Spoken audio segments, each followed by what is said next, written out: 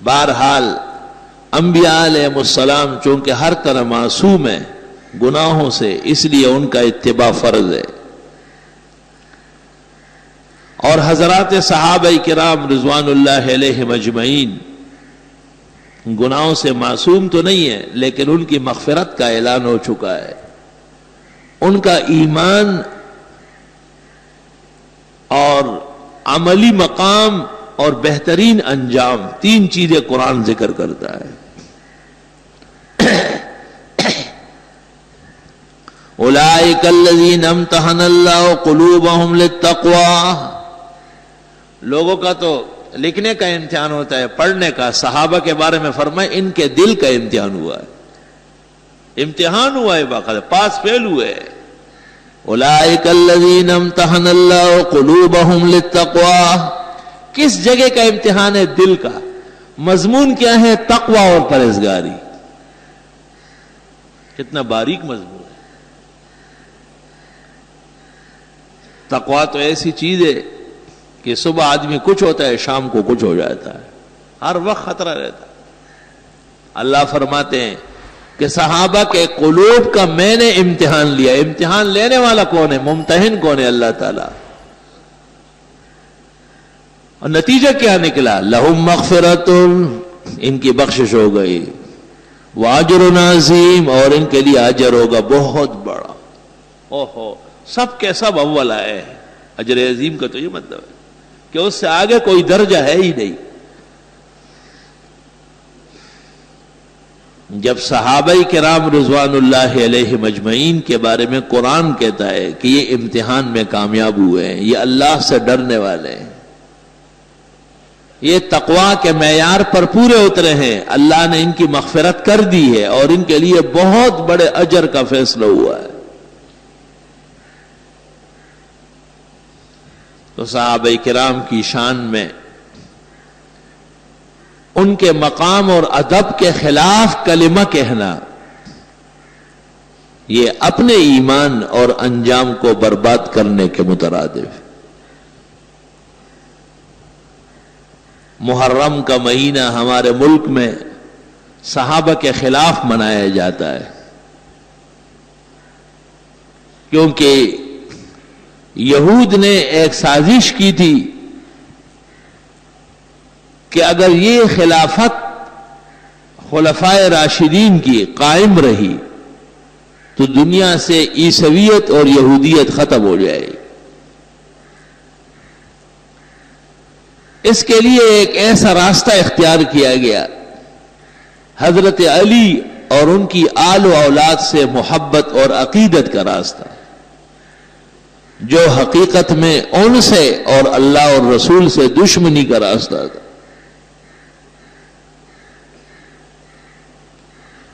یہ بات صرف میں بحیثیت ایک سنی عالم کے نہیں، شیعہ مذہب کی مشہور کتاب معرفت و اختیار الرجال، جس کو یہ لوگ رجال کشی کہتے ہیں، توسی کی لکھی ہوئی ہے، اور اس کی دوسری جلد اور صفحہ 164 ہے۔ اس میں یہ الفاظ ہے: عبداللہ ابن سبا کان یہودیت ویشیع فی الاسلام من یہودیتی، عبداللہ ابن سلام یہودی تھا اور یہودیت کی باتیں پھیلاتا تھا۔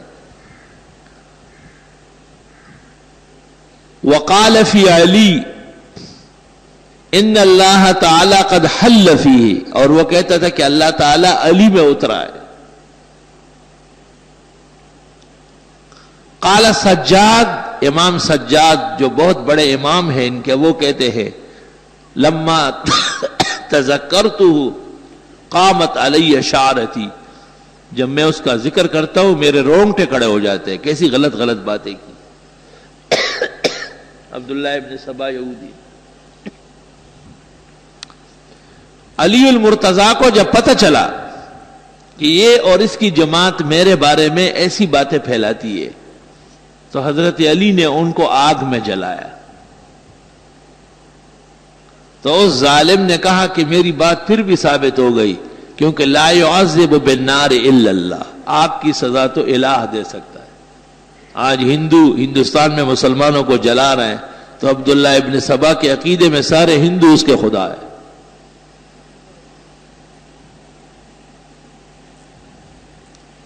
آگے یہ جملہ ہے وَهُوَ أَوَّلُ مَنْ أَظْهَرَ الْقَوْلَ بِوِلَایَةِ عَلِی وَأَكْفَرَ مُخَالِفِیهِ، وہ پہلا شخص ہے جس نے حضرت علی کے بارے میں کہا کہ وہ پہلا خلیفہ ہے، اور علی کے علاوہ ابو بکر، عمر اور عثمان کو کافر کہا ہے۔ یہ پہلا شخص ہے۔ وَهُوَ أَوَّلُ مَنْ أَظْهَرَ الْقَوْلَ بِفَرْضِ وِلَایَةِ عَلِی وَأَكْفَرَ مُخَالِفِیهِ۔ آگے سن لو، وَكَانَ يَهُودِيًّا، وہ تھا پکا یہودی، اپنے آپ کو اس زمانے کا شیعہ ظاہر کیا تھا۔ فَلِذَا قِيلَ، اس لیے کہا جاتا ہے ان التشیع ماخوذ من الیہودیہ، کہ شیعہ اور یہودی مذہب ایک چیز ہے، ایک چیز ہے۔ جو کام یہود مسلمانوں کے خلاف کرتے ہیں وہی کام روافض کرتے ہیں۔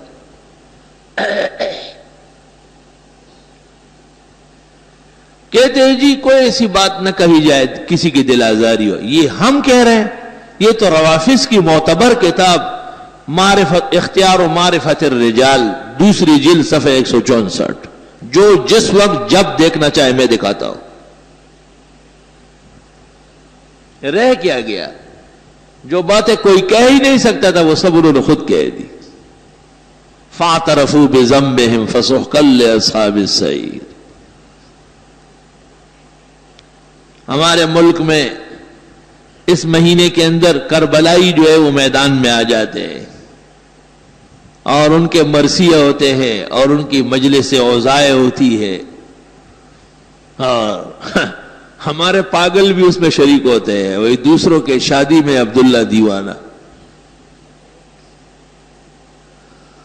اب نہیں، بہت پہلے میں اس محلے سے گزر رہا تھا، تیسری چوتھی گلی سے آگے، تو میرا ایک مقتدی میرے نظر آیا کالے کپڑوں میں، اور اس کے ساتھ دو چار عورتیں ہیں کالے کالے۔ میں رک گیا، میں نے اس سے پوچھا کہ تم وہ نہیں ہو؟ کہا ہوں، تو بالکل ہوں۔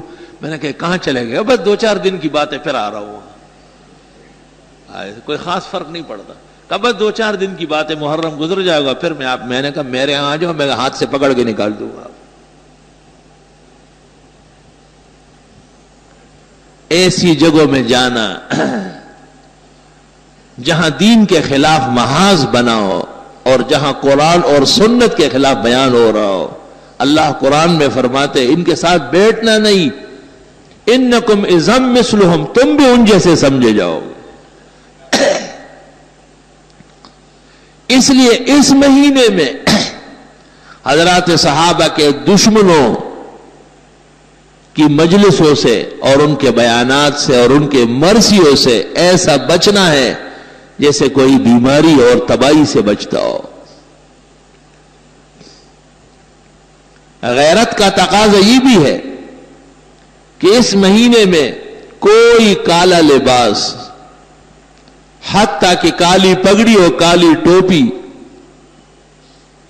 یہاں تک کہ کالے رنگ کا جبہ بھی محرم کے مہینے میں استعمال نہ کیا جائے، تاکہ تشبہ نہ ہو بالمفسدین والظالمین والکافرین۔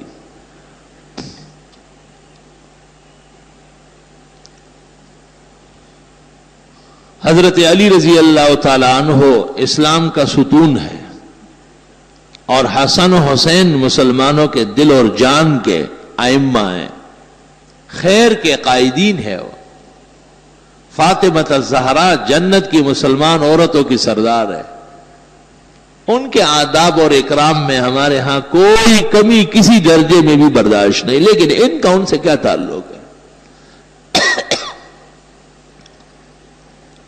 جیسے عیسائی حضرت عیسیٰ مسیح کا نام لیتے ہیں لیکن ان سے دور کا بھی تعلق نہیں،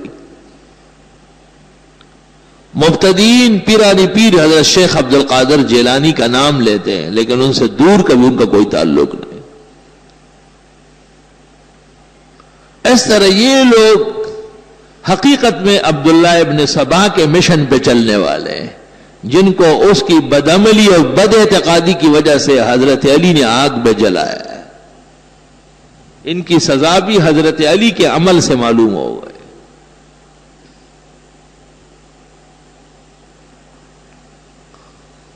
پورے ملک پر ایک قسم کے رفض کی حکومت کا اثر دکھاتے ہیں، پورے ملک پر۔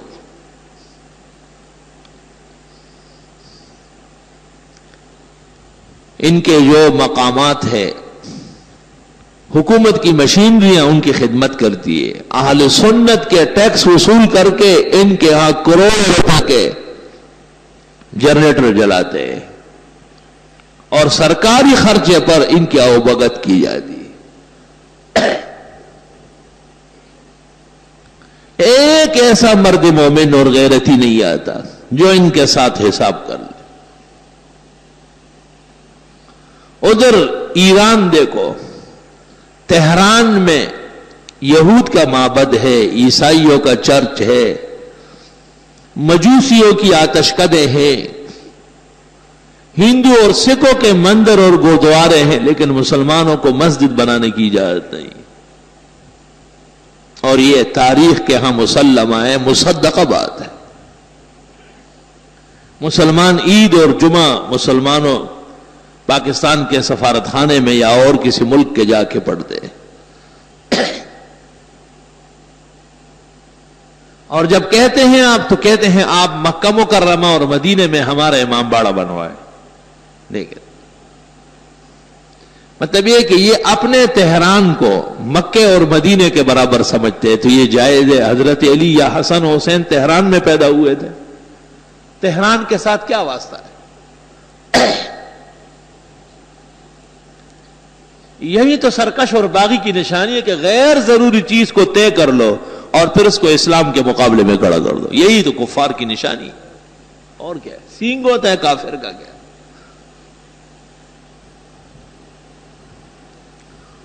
بہرحال مسلمانوں کا فرض ہے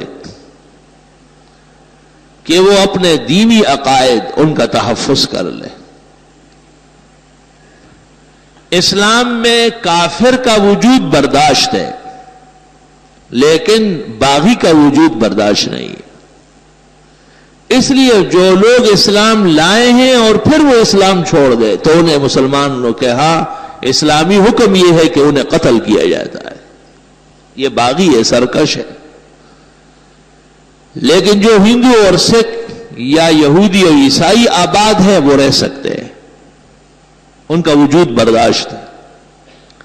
وجہ یہ ہے کہ اسلام کو اور اسلامی عقائد و اعمال کو جو تکلیف اور صدمہ باغی اور سرکش سے پہنچتا ہے وہ کسی اور چیز سے نہیں پہنچ سکتا ہے۔ اس لیے محرم الحرام کا مہینہ دشمنوں کے طور طریقوں سے منانا جائز نہیں۔ حضرت حسن اور پھر ان کے بعد ان کے بھائی حضرت حسین رضی اللہ عنہما اپنے قافلے سمیت سن 62-63 ہجری میں کربلا میں شہید ہوئے، اور ان کی شہادت اہل سنت کے ہاں مسلمہ ہے۔ ابن تیمیہ منہاج السنت النبویہ فی رد الشیعۃ والقدریہ میں لکھتے ہیں والحق ان الحسین قتل مظلوما، واقع حسین کے ساتھ ظلم ہوا، لیکن اس کا یہ مطلب ہے کہ آپ بند روڈ بلاک کر لیں اور بنس روڈ پر رونا دھونا شروع کر لیں۔ قتل کس نے کیا یہ تو پتہ کرے پہلے۔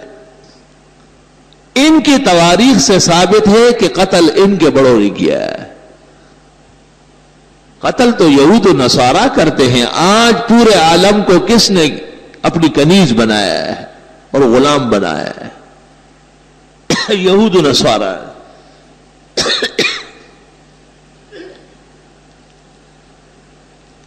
نہتے مسلمانوں پر جو بمبار ہو رہا ہے اور ان کی عورتیں اور بچے جھلس کر کے راک ہو جاتے ہیں، یہ خبریں روزانہ آپ اور ہم اخبارات میں پڑھتے ہیں۔ یہ کون کر رہا ہے؟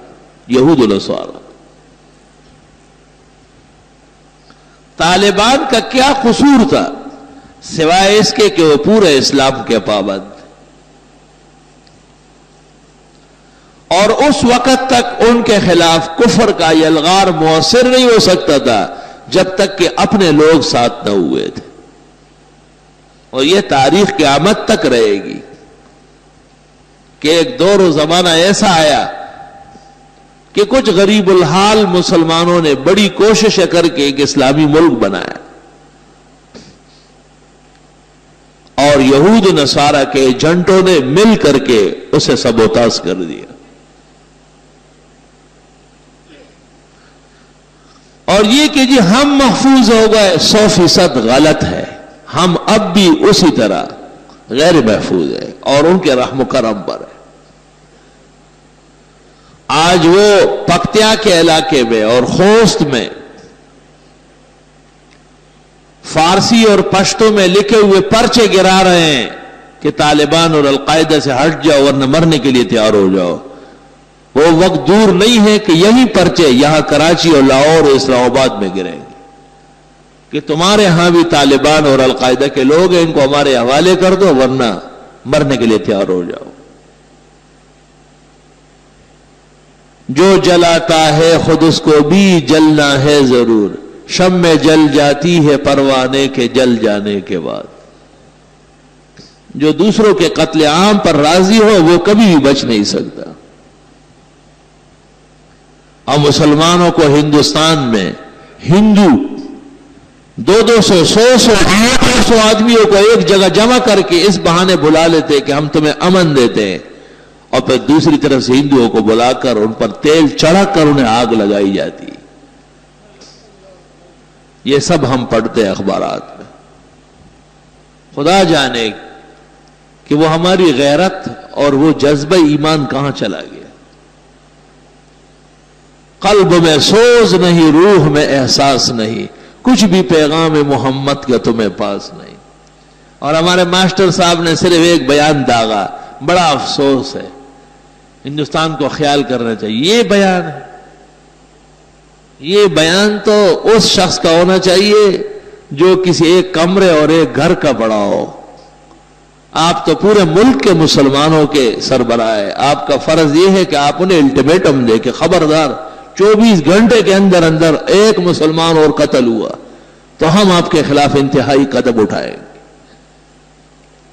لیکن آپ کیسے اٹھا سکتے ہیں کہ آپ کسی اور کے ریاست کے بڑے بنے ہوئے ہیں. ریاست امریکہ کی ہے اور ہم اس کے رعایا ہے، اور یہ اس رعایا کا ماسٹر صاحب ہے. فلا حول ولا قوت الا باللہ. افسوس ہمارے بڑے لکھے پڑے لوگ آ جاتے ہیں اور وہ جب بات کر لیتے ہیں تو پتہ چلتا ہے کہ صرف قد و قامت میں بڑا ہے، عقل میں صفر ہے. بظاہر انگریزی کی بہت بڑی ڈگری اس کے پاس ہے لیکن دین میں ایک طفل مکتب کے برابر نہیں ہے. غیرت اور ایمان حقیقت میں ایک ہے. ان الغیرت من الایمان. علماء کو کہا جاتا ہے کہ آپ ممبر سے جمعوں کے خطبوں میں دل آزاری نہ کریں. ان کی دل آزاری ہوتی ہے جو اپنے ہاں صحابہ کو کافر اور حضرت عائشہ کو زانیہ اور قرآن کو من گڑت کتاب کہتے ہیں. وہ خیر ہے، وہ ان کا عقیدہ ہے. اور اگر ہم یہاں سے کہیں کہ یہ جھوٹ بول رہے اور غلط کہتے ہیں اور یہ کفار کے عقیدے ہیں تو یہ دل آزاری کی بات ہو گئی. فإلی اللہ المشتکا. وہ تو اپنے ہاں ام المومنین عائشہ صدیقہ اور عثمان اور عمر اور ابو بکر صدیق جیسے کبار اہل ایمان کے خلاف بیان دے، یہ ان کا عقیدہ، اجازت ہے انہیں. اور اگر ہم لوگوں کو یہ کہیں کہ یہ جھوٹ بول رہے، غلط بیانی کرتے، ان کے کسی عقیدے اور فکر کا اسلام میں ثبوت نہیں، تو کہتے ہیں او ہو آج پھر بڑی دل آزاری کی باتیں کہیں. پتہ نہیں دل کس کو کہتے ہیں اور آزار کس کو کہتے ہیں. یہ کمقلوں کی باتیں ہمیں سمجھ نہیں آئی. اگرچہ بت ہے جماعت کے آستینوں میں، مجھے ہے حکم ازاں لا الہ الا اللہ.